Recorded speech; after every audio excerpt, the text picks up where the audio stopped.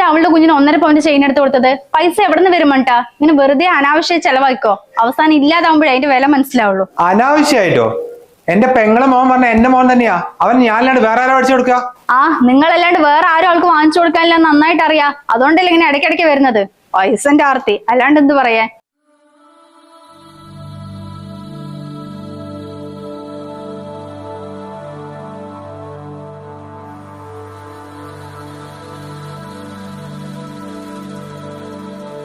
സന്ധ്യ മര്യാദക്ക് സംസാരിച്ചോട്ടോ.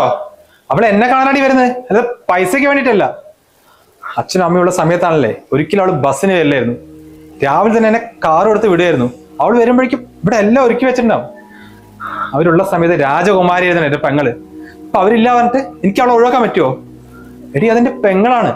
ഈ ഭൂമിയിൽ എനിക്ക് ആ കൂടെയുള്ള കൂടപ്പറപ്പ്. അതിന് ആരെന്തൊക്കെ പറഞ്ഞാലും അവളോടുള്ള സ്നേഹത്തിന് ഒരു തരി പോലും കുറയില്ല.